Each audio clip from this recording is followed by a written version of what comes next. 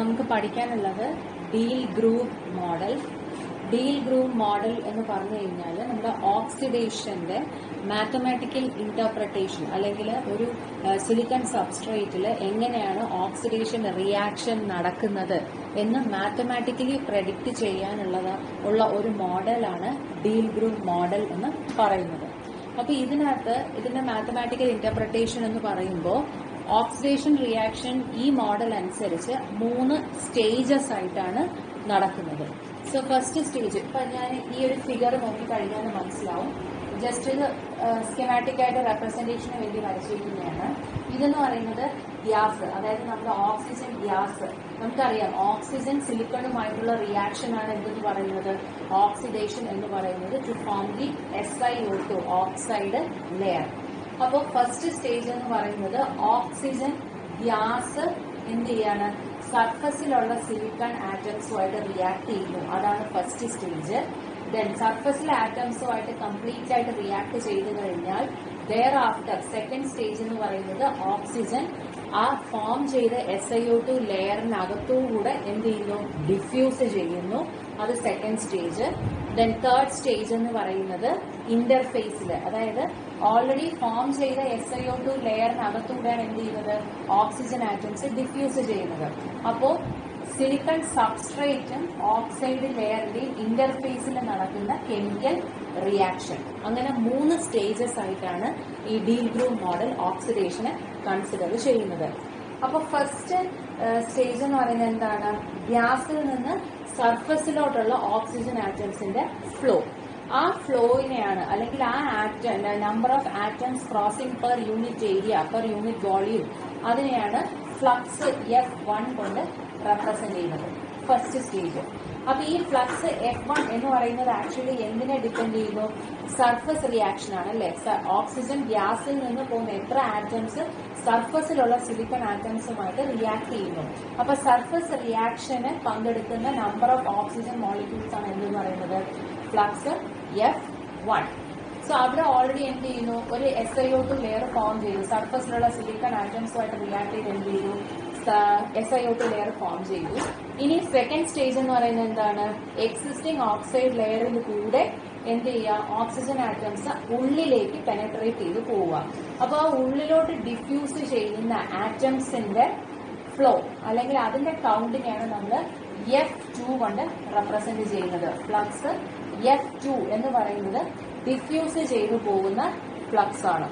Okay, മൂന്നാമത്തെ stage എന്ന് പറയുന്നത് സർഫസിൽ എത്തിക്കഴിഞ്ഞാൽ, അതായത് ഓൾറെഡി പെനട്രേറ്റ് ചെയ്ത് പോകുന്ന സർഫസും സബ്സ്ട്രേറ്റും ഇന്റർഫേസും എവിടെയാണോ മീറ്റ് ചെയ്യുന്നത് അവിടെ വെച്ചിട്ടായിരിക്കും പിന്നെ എന്ത് ചെയ്യുന്നത്, പിന്നെ റിയാക്ഷൻ കണ്ടിന്യൂ ചെയ്യുന്നത്. സോ ആ ഫ്ലക്സ് എന്ന് പറയുന്നതാണ് F3. സോ അത് depends on the chemical reaction. അങ്ങനെ 3 സ്റ്റേജസ് അല്ലെങ്കിൽ 3 ഡിഫറെന്റ് ടൈപ്സ് ഓഫ് ഫ്ലോ ആണ് ഡീൽ ഗ്രൂവ് മോഡലിൽ പറയുന്നത്. And under steady state condition ഈ 3 ഫ്ലക്സും സെയിം ആയിരിക്കും. അണ്ടർ സ്റ്റഡി സ്റ്റേറ്റ് കണ്ടീഷൻ F1ഉം F2ഉം F3യും ഈക്വൽ ആയിരിക്കും. ഓക്കെ, അപ്പൊ ഇതിനകത്ത് നമ്മുടെ ഈ മോഡൽ അനുസരിച്ച് നമ്മൾ ഇന്റർപ്രറ്റ് ചെയ്യുന്നത് ഈ ഫ്ലോ F1, F2, F3 എന്ന് പറയുന്ന ഫ്ലക്സിനെ മാത്തമാറ്റിക്കലി ഡിസ്ക്രൈബ് ചെയ്ത് ഓക്സിഡേഷൻ നടന്നു കഴിഞ്ഞാൽ അത് ഏത് രീതിയിലുള്ള, അല്ലെങ്കിൽ എത്ര റേറ്റ് ആയിരിക്കും അവിടെ ഫോം ചെയ്യുന്ന ഓക്സൈഡ് ലെയർ, എന്ത് റേറ്റിലായിരിക്കും തിൻ ഓക്സൈഡ് ലെയർ ഫോം ചെയ്യുന്നത് അല്ലെങ്കിൽ തിക്ക് ഓക്സൈഡ് ലെയർ ഫോം ചെയ്യുന്നത് എന്ന് മാത്തമാറ്റിക്കലി ഇന്റർപ്രറ്റ് ചെയ്യുന്നതാണ് ഈ ഡീൽ ഗ്രൂവ് മോഡൽ എന്ന് പറയുന്നത്. അപ്പൊ അങ്ങനെ ഒരു മാത്തമാറ്റിക്കൽ ഇന്റർപ്രിട്ടേഷൻ വേണമെങ്കിൽ നമുക്ക് ആദ്യം എന്തിന്റെ വാല്യൂസ് വേണം, അല്ലെങ്കിൽ എന്തിന്റെ ഇക്വേഷൻസ് വേണം, F1, F2, F3 3 ഫ്ലക്സിന്റെയും ഇക്വേഷൻസ് വേണം. ഓക്കെ, അപ്പൊ അതാണ് ഇത് നമ്മൾ ഡിറൈവ് ചെയ്യാൻ പോകുന്നത്. അപ്പൊ ഇതൊരു ഡെറിവേഷൻ ആയിട്ടല്ല, അത് ഇക്വേഷൻസ് ആയിട്ട് തന്നെ പഠിക്കാം. അപ്പൊ ഇതില് അറിഞ്ഞിരിക്കേണ്ട ഒരു കാര്യം എന്ന് പറയുന്നത്, നമുക്കൊരു ഇക്വിലിബ്രിയം കോൺസെൻട്രേഷൻ ഉണ്ടാവും. അതായത് നമ്മൾ ഇൻട്രൊഡ്യൂസ് ചെയ്യുന്ന ഓക്സിജൻ ഗ്യാസ് എത്രയാണോ, അല്ലെങ്കിൽ ആ ഓക്സിജന്റെ അളവ് എത്രയാണോ അതിനനുസരിച്ചായിരിക്കും അവിടുത്തെ ഓക്സിഡേഷൻ റിയാക്ഷൻ നടക്കുന്നത്. അപ്പൊ ആ ഒരു പെർട്ടിക്കുലർ കോൺസെൻട്രേഷനാണ് നമ്മൾ എന്തുകൊണ്ട് റെപ്രസെന്റ് ചെയ്യുന്നത്, C* കൊണ്ട് റെപ്രസെന്റ് ചെയ്യുന്നത്. അപ്പൊ C* പറയുന്നത് equilibrium bulk concentration of oxidising species, അതാണ് C* എന്ന് പറയുന്നത്. C0 എന്ന് പറയുന്നത് ഇപ്പൊ ഈ ബാക്ക്ഗ്രൗണ്ട് കോൺസെൻട്രേഷനിൽ നിന്ന് ഈ സർഫസ് റിയാക്ഷനിൽ പങ്കെടുക്കുന്ന കോൺസെൻട്രേഷൻ ഓഫ് ഓക്സിഡൈസിംഗ് മോളിക്യൂൾസ് അതാണ് C0 എന്ന് പറയുന്നത്, concentration of oxidising species at the surface. പിന്നെ വരുന്നത് CS. CS എന്ന് പറയുന്നത് ഈ പോർഷൻ ഉണ്ടല്ലോ, നമുക്ക് ഇവിടെ നടക്കുന്ന വെച്ച് കഴിഞ്ഞാൽ സർഫസിലുള്ള കെമിക്കൽ റിയാക്ഷൻസിന്റെ കോൺസെൻട്രേഷൻ ആണ് CS എന്ന് പറയുന്നത്. ഓക്സൈഡ് ഗ്യാസ് ഇന്റർഫേസിലുള്ള എന്താണ് കോൺസെൻട്രേഷനെയാണ് CS കൊണ്ട് ഡിനോട്ട് ചെയ്യുന്നത്. ഓക്കെ, അപ്പൊ ഇനി നമുക്ക് ആ 3 കേസ്, അതായത് ഫസ്റ്റ് സ്റ്റേജിലുള്ള സർഫസ് റിയാക്ഷൻ, സെക്കൻഡ് സ്റ്റേജിലുള്ള ഡിഫ്യൂഷൻ, തേർഡ് സ്റ്റേജിലുള്ള കെമിക്കൽ റിയാക്ഷൻ, ഈ 3 സ്റ്റേജസിലുള്ള ഫ്ലക്സിന്റെ ഇക്വേഷൻ ആണ് ഇനി നമുക്ക് എഴുതാനുള്ളത്. ഓക്കെ, അതിന് ഫസ്റ്റ് സ്റ്റേജ് നോക്കാം, F1. ഓക്കെ, അപ്പൊ F1 എന്ന് പറയുന്ന ഫസ്റ്റ് സ്റ്റേജ് എന്ന് പറയുന്നത് സർഫസിലുള്ള സിലിക്കൺ ആറ്റംസുമായിട്ടുള്ള റിയാക്ഷൻ ആണ് അല്ലെ.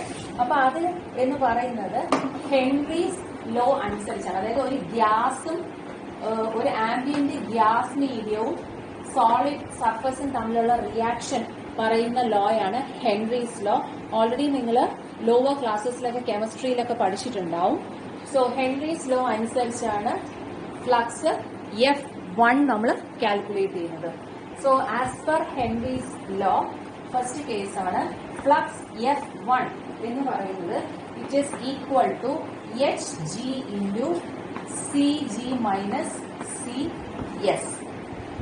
F1 equal to Hg into Cg minus Cs, where Hg എന്ന് പറയുന്നത് മാസ് ട്രാൻസ്ഫർ കോയിഫിഷ്യന്റ് അല്ലെങ്കിൽ ഹെൻറീസ് കോയിഫിഷ്യന്റ് എന്ന് പറയും, mass transfer coefficient in gas phase.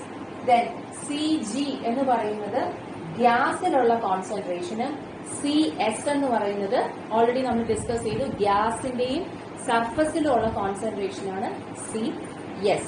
അപ്പൊ ഇതിനെ കുറച്ചുകൂടെ ഒന്ന് മോഡിഫൈ ചെയ്യുകയാണെങ്കിൽ ഹെൻറീസ് ലോ യൂസ് ചെയ്തിട്ട് നമ്മൾ ഈ Hgയുടെ ഒക്കെ വാല്യൂസ് സബ്സ്റ്റിറ്റ്യൂട്ട് ചെയ്ത് ഒന്ന് മോഡിഫൈ ചെയ്യുകയാണെങ്കിൽ we get F1 is equal to H into C star minus C0 എന്ന് കിട്ടും.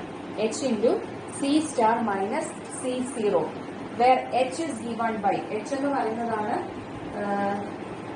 Hg divided by capital H into KB into capital T. അപ്പൊ Hg എന്ന് പറയുന്ന മാസ് ട്രാൻസ്ഫർ കോയിഫിഷ്യന്റ് ആണ്, ഓരോ ഗ്യാസിനും ഓരോ മാസ് ട്രാൻസ്ഫർ കോയിഫിഷ്യന്റ് ഉണ്ടാവും.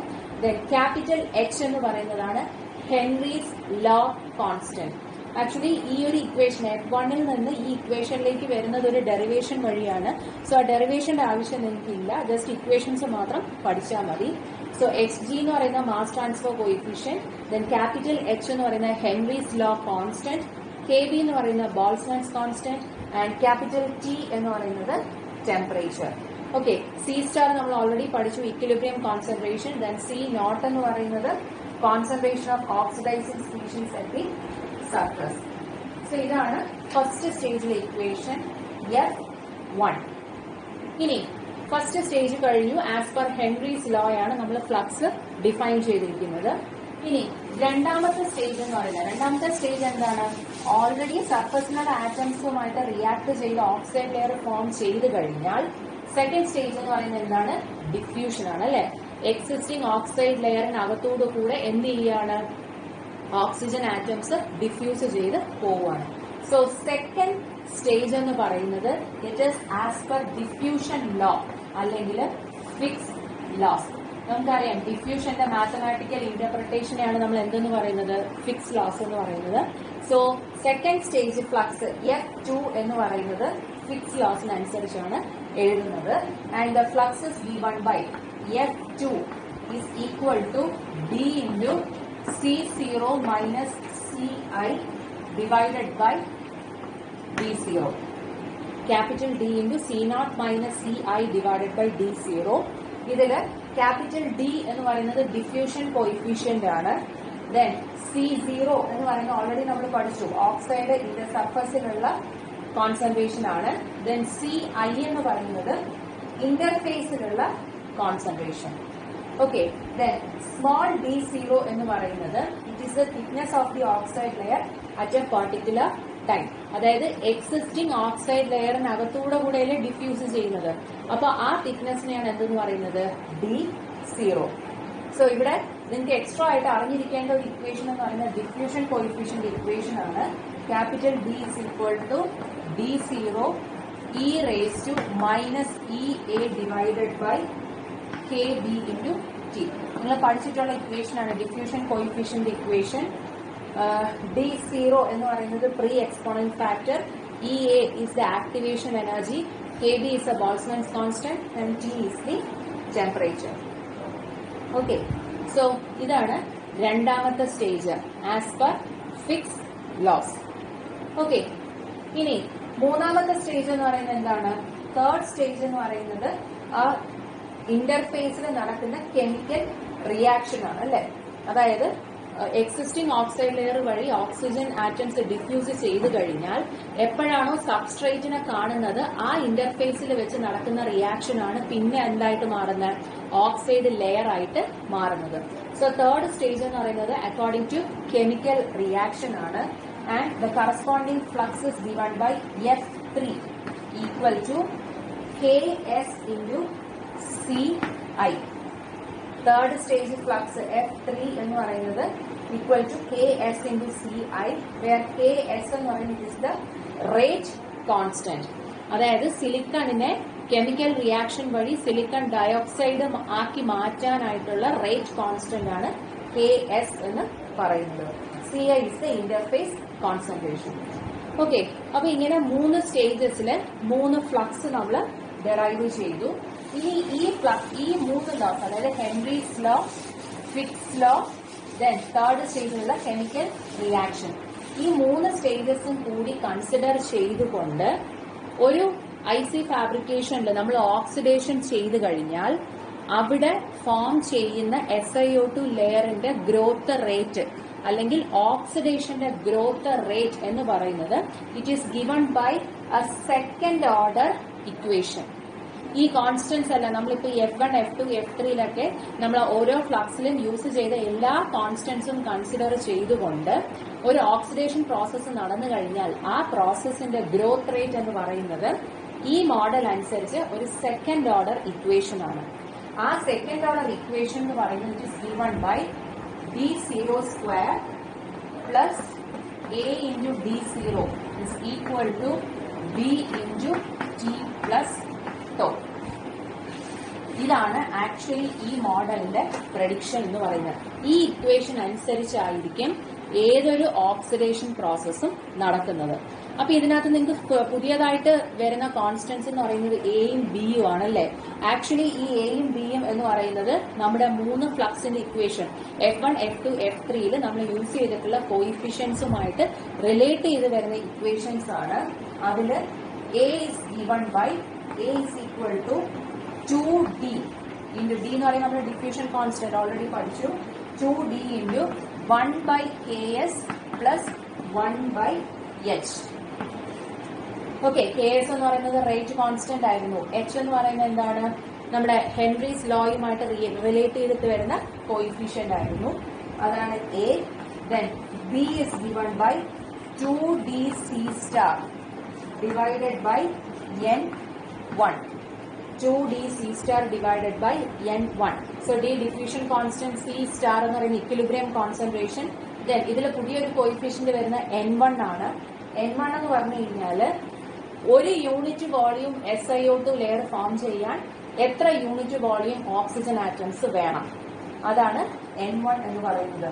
Oxygen molecules per unit volume needed to produce unit volume of SiO2 layer. Okay, അതാണ് N1 എന്ന് പറയുന്നത്.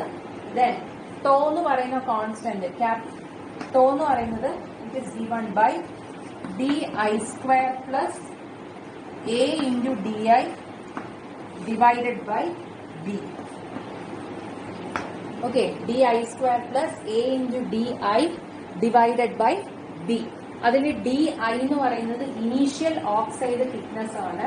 അതായത് നമ്മളിപ്പോ ഈ ഒരു ഓക്സിഡേഷൻ പ്രോസസ്സ് ചെയ്യുന്ന സമയത്ത് ഓൾറെഡി അവിടെ ഒരു SiO2 ലെയർ ഉണ്ട് എന്നുള്ള ഒരു അസംഷനിലാണ് ഈ മോഡല് പ്രഡിക്ഷൻ ചെയ്യുന്നത്.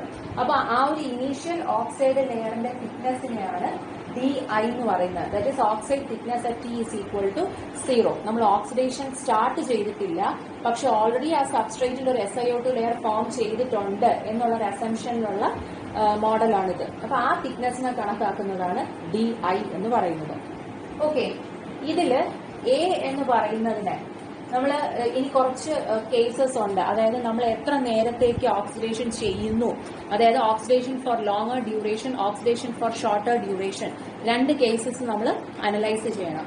ആ 2 കേസ് അനലൈസ് ചെയ്യുമ്പോഴത്തേക്കും നമ്മൾ ഇന്റർപ്രറ്റ് ചെയ്യുന്ന കോയിഫിഷ്യൻസ് എ എന്ന് പറയുന്നത് it is known as parabolic rate constant and B എന്ന് പറയുന്നത് it is called linear rate constant. Okay, അപ്പൊ അത് എന്തുകൊണ്ടാണ് എക്കും ബിക്കും അങ്ങനെ പറയുന്നത് നമുക്കിനി നോക്കാം. അപ്പൊ ഇവിടെ നോക്കുക, നമ്മുടെ ഈ equation d0² plus A d0 is equal to B into T plus tau എന്ന് പറയുന്നത് എന്ത് ഡിഗ്രി ഇക്വേഷൻ ആണ്? ഒരു സെക്കൻഡ് ഓർഡർ ഇക്വേഷൻ ആണ്. സോ അതിന് നമുക്ക് വേണ്ട d0യിലുള്ള ഇക്വേഷൻ ആണ് അല്ലേ. സോ ആ d0യുടെ സൊല്യൂഷൻ എടുത്തിട്ടാണ് നമ്മൾ 2 കേസസ് അനലൈസ് ചെയ്യുന്നത്. ഈ സെക്കൻഡ് ഓർഡർ ക്വാഡ്രാറ്റിക് ഇക്വേഷന്റെ ജനറൽ സൊല്യൂഷൻ എന്ന് പറയുന്നത് it is given as d0 divided by a/2. നമുക്ക് 2 കേസ് അനാലിസിസ് ചെയ്യാൻ എളുപ്പത്തിന് വേണ്ടിയിട്ടാണ് ഇങ്ങനെ എഴുതുന്നത്. d0 by a/2 is equal to 1 plus t plus tau divided by a² by 4b the whole raised to 1/2. അതായത് square root ആണ് -1. Okay, 1 plus t plus tau divided by a² by 4b the whole raised to 1/2 -1. ഇതാണ് അതിന്റെ general solution എന്ന് പറയുന്നത്. Second order differential ഇക്വേഷന് boundary conditions apply ചെയ്ത് solve ചെയ്യുന്നതാണ്. So അതിന്റെ ഫസ്റ്റ് കേസ് നോക്കുക. ഫസ്റ്റ് കേസ് എന്ന് പറയുന്നത് if the diffusion is performed for longer duration, അതായത് ഒത്തിരി നേരം നമ്മൾ ആ ഓക്സിഡേഷൻ പ്രോസസ്സ് ചെയ്യുവാണ്. അപ്പൊ ഇവിടെ ഒത്തിരി നേരത്തേക്ക് നമ്മൾ ചെയ്യുമ്പോഴത്തേക്കും ആക്ച്വലി നമുക്ക് അവിടെ എന്താണ് വരുന്നത്? ഡിഫ്യൂഷൻ റേറ്റ് ആണ് നമ്മൾ ഇൻക്രീസ് ചെയ്യേണ്ടത് അല്ലെ. ഡിഫ്യൂഷൻ ലിമിറ്റഡ് കേസ് ആണ്. കാരണം ഓൾറെഡി സർഫസിലുള്ള സിലിക്കൺ ആറ്റംസും ഫുള്ള് കൺസ്യൂം ചെയ്ത് കഴിഞ്ഞാൽ പിന്നെ ആ ഓക്സിഡേഷൻ മെത്തേഡിന്റെ പെർഫോമൻസ് എന്ന് പറയുന്നത് എത്രത്തോളം ഡിഫ്യൂഷൻ അവിടെ നടക്കുന്നു എന്നുള്ളതിനെ ഡിപ്പെൻഡ് ചെയ്ത് ഇരിക്കും. സോ ലോങ്ങർ ഡ്യൂറേഷൻ എന്ന് പറയുന്നത് അവിടെ ആക്ച്വലി നടക്കുന്ന കേസ് അല്ലെങ്കിൽ അവിടെ ആക്ച്വലി നടക്കുന്ന പ്രോസസ് എന്ന് പറയുന്നത് ഡിഫ്യൂഷൻ ആണ് ലിമിറ്റ് ചെയ്യുന്നത് അല്ലെ. ഡിഫ്യൂഷൻ ലിമിറ്റഡ് കേസ് ആണ് ഫസ്റ്റിൽ വരുന്നത്. അതായത് ടൈം ഡ്യൂറേഷൻ എന്ന് പറയുന്നത് it is much greater than tau. Longer duration എന്ന് പറയുമ്പോൾ t is much greater than tau. അങ്ങനെയാണെങ്കിൽ ഈ ഇക്വേഷനെ നമുക്ക് സൊല്യൂഷൻ എങ്ങനെ മാറ്റാം? സൊല്യൂഷനെ മാറ്റുമ്പോഴത്തേനും t much greater than tau എന്ന് പറയുമ്പോഴത്തേനും ഇവിടെ ഈ ടി പ്ലസ് ടോയ്ക്ക് വരെ എന്ത് കൊടുക്കാം? ടി തന്നെ കൊടുക്കാം. ദെൻ 1 പ്ലസ് ഒരു ഹയർ വാല്യൂ എന്ന് പറയുന്നതിന് 1 നമുക്ക് നെഗ്ലക്ട് ചെയ്യാം അല്ലെ. അപ്പൊ ഇൻ ഇഫക്ട് എന്ത് മാത്രമേ വരത്തുള്ളൂ? d0 divided by a/2 is equal to t plus tau divided by a² by 4b the whole raised to 1/2. ഈ -1 നമുക്ക് നെഗ്ലക്ട് ചെയ്യാം, കാരണം ഇത് തന്നെ ഒരു ഹയർ വാല്യൂ ആണ്. അപ്പൊ അതിൽ നിന്നൊരു 1 കുറച്ചാൽ നമുക്ക് വലിയ ഡിഫറൻസ് ഒന്നും വരാനില്ല. So d0 by a/2 is equal to t divided by a² by 4b the whole raised to 1/2. Square root ആണല്ലേ, നമുക്കൊന്ന് സ്ക്വയർ ചെയ്ത് നോക്കാം. LHS എന്താ വരും? d0² divided by a² by 4 is equal to, ഇത് റൂട്ട് ആണ്, അപ്പൊ സ്ക്വയർ ചെയ്യുമ്പോൾ റൂട്ട് അങ്ങ് പോകും. T divided by a² by 4b എന്ന് വരും. Okay, so a² by 4 cancel ആവും. b ന്യൂമറേറ്ററിൽ പോകും. നമുക്ക് എന്ത് കിട്ടും? d0² is equal to b into t എന്ന് കിട്ടും. b ഓൾറെഡി നമുക്കറിയാം ഒരു കോൺസ്റ്റന്റ് ആണ് അല്ലെ. സോ എങ്ങനെ എഴുതാം? d0² is proportional to t or d0 is proportional to square root of t എന്ന് വരും. ഓക്കെ, ഫസ്റ്റ് കേസിൽ ഇഫ് ദി ഡിഫ്യൂഷൻ അല്ലെങ്കിൽ if the reaction is performed for longer duration, then അവിടെ ഫോം ചെയ്യുന്ന ഓക്സൈഡ് ലെയറിന്റെ thickness d0 എന്ന് പറയുന്നത് it is proportional to square root of t. ഇതാണ് ഫസ്റ്റ് കേസ് എന്ന് പറയുന്നത്. ഓക്കെ, ദെൻ ഇവിടെ എന്താണ്? ഇത് പാരബോളിക് റേറ്റ് ലോ ആണ്. അതായത് സ്ക്വയർ റൂട്ട് ഓഫ് ടിക്കാണ് പ്രപ്പോർഷണൽ ആയിട്ട് വരുന്നത്. അപ്പൊ നമ്മൾ ഇത് വെച്ചിട്ട് തിക്നെസ്സും ടൈമും വെച്ചിട്ട് നമ്മളൊരു ഗ്രാഫ് പ്ലോട്ട് ചെയ്യുകയാണെങ്കിൽ നമുക്ക് ആക്ച്വലി കിട്ടുന്നത് ഒരു പാരബോളയായിരിക്കും നമുക്ക് ആ ഗ്രാഫ് പ്ലോട്ടിന് കിട്ടുന്നത്. സോ അതുകൊണ്ട് ഫസ്റ്റ് കേസ് ഡിഫ്യൂഷൻ ലോങ്ങർ ഡ്യൂറേഷനിലേക്കാണ് നമ്മൾ ആ റിയാക്ഷൻ നടത്തുന്നതെങ്കിൽ അവിടെ ആ റിയാക്ഷൻ ഡിഫ്യൂഷൻ ലിമിറ്റഡ് കേസ് എന്തായിട്ട് മാറും? ഒരു പാരബോളിക് റേറ്റ് അനുസരിച്ചായിരിക്കും ഓക്സിഡേഷൻ നടക്കുന്നത്. ഓക്കെ, ഇത് ഫസ്റ്റ് കേസ്. അപ്പൊ ഇതുപോലെ തന്നെ നമുക്ക് എന്തും ചെയ്യാം, രണ്ടാമത്തെ കേസ് ചെയ്യാം അല്ലെ. If the diffusion is if the reaction is performed for a shorter duration. So രണ്ടാമത്തെ കേസ് എന്ന് പറയുന്നത് if the reaction is performed for shorter duration. So shorter duration വരുമ്പോഴത്തേക്ക് നമുക്ക് ഇവിടെ എന്താണ് ടി പ്ലസ് ടോ, നേരത്തെ t much greater than tau ഇട്ടു, ഇവിടെ എന്താണ് ടി പ്ലസ് ടോ എന്ന് പറയുന്നത് ടൈം കുറവാ അല്ലെ. So it is much less than a squared by 4b. ഇതാണ് കണ്ടീഷൻ രണ്ടാമത്തെ കേസിൽ. സോ ഇവിടെ നമുക്ക് നമ്മുടെ ആ സെക്കൻഡ് ഓർഡർ ഇക്വേഷനിൽ നമ്മൾ ആ സൊല്യൂഷനിൽ കൊടുക്കുമ്പോഴത്തേക്കും d0 സ്ക്വയർ ഉണ്ട് അല്ലെ. അപ്പൊ d0 വളരെ കുറച്ച് നേരത്തേക്കാണ് നമ്മൾ റിയാക്ഷൻ നടക്കുന്നതെങ്കിൽ അവിടെ ഫോം ചെയ്യുന്ന ഓക്സൈഡ് ലെയറിന്റെ തിക്നെസ് വളരെ കുറവായിരിക്കും. അതായത് d0യുടെ വാല്യൂ കുറവാണ്. d0 കുറവാണെങ്കിൽ d0 സ്ക്വയറും എന്ത് തന്നെയാണ്, വളരെയധികം കുറവായിരിക്കും. അപ്പൊ ആ ഇക്വേഷൻ, ആ സൊല്യൂഷൻ ഇക്വേഷനിൽ നമുക്ക് d0 സ്ക്വയർ നെഗ്ലക്ട് ചെയ്ത് കളയാം. അങ്ങനെയെങ്കിൽ ഫോർ ഷോർട്ടർ ഡ്യൂറേഷൻ നമ്മുടെ സൊല്യൂഷൻ എന്തായിട്ട് വരും? d0 ഇസ് ഈക്വൽ ടു ബാക്കി b/a into T plus tau എന്ന് വരും. d0 is equal to b/a into T plus tau. ഇത് നമ്മൾ ഡയറക്ട്ലി ആ ജനറൽ സൊല്യൂഷനിൽ നിന്ന് എഴുതുന്നതാണ്. ഓക്കെ, അപ്പൊ ഇവിടെ നോക്കുക, ബിയും എയും ഒക്കെ കോൺസ്റ്റന്റ് ആണ്. ദെൻ ടി എന്ന് പറയുന്നത് എന്താ, ടൈമും ക്യാപിറ്റൽ ടോ എന്ന് പറയുന്നത് ഒരു കോൺസ്റ്റന്റ് ആണല്ലേ. അപ്പൊ ഇതിനകത്ത് ആ കോൺസ്റ്റന്റ്സിനെയൊക്കെ മാറ്റിക്കഴിഞ്ഞാൽ നമുക്ക് എങ്ങനെ എഴുതാം? d0 is proportional to T എന്ന് എഴുതാം അല്ലെ. ബി എ ടോയൊക്കെ കോൺസ്റ്റന്റ് ആണെങ്കിൽ d0 is proportional to t. അപ്പോ if the oxidation is performed for shorter duration then എന്താണ്, thickness of the oxide layer grown is directly proportional to time. അപ്പൊ ഇത് നമ്മൾ graph linear proportionality ആണല്ലേ. അപ്പൊ graph നമ്മൾ plot ചെയ്യുകയാണെങ്കിൽ നമുക്കൊരു ലീനിയർ കർവ് ആയിരിക്കും കിട്ടുന്നത്. So this case is known as linear rate law. Okay, അപ്പോ if the oxidation is performed for longer duration then the model assumes a parabolic rate law. If the oxidation is performed for a shorter duration, the model assumes a linear rate law. Okay, അപ്പൊ ഈ ഒരു രണ്ട് prediction ആണ് നമ്മൾ deal groove model വെച്ചിട്ട് ചെയ്യുന്നത്. നമുക്ക് തന്നെ അറിയാം, ഡ്രൈ ഓക്സിഡേഷൻ ഉണ്ട്, വെറ്റ് ഓക്സിഡേഷൻ ഉണ്ട്, അല്ലാണ്ട് പ്ലാസ്മ ഓക്സിഡേഷൻ എന്നൊക്കെ പറഞ്ഞിട്ട് different types of oxidation process ഉണ്ട്. അപ്പോ ഈ പറയുന്ന ഓക്സിഡേഷൻ പ്രോസസ്സിലെല്ലാം നമ്മൾ ഗ്രോ ചെയ്യുന്ന ഓക്സൈഡ് ലെയറിന്റെ തിക്നെസ് ചിലപ്പോൾ തിൻ ഓക്സൈഡ് ലെയർ ആയിരിക്കാം, ചിലപ്പോൾ തിക്ക് ഓക്സൈഡ് ലെയർ ആയിരിക്കാം.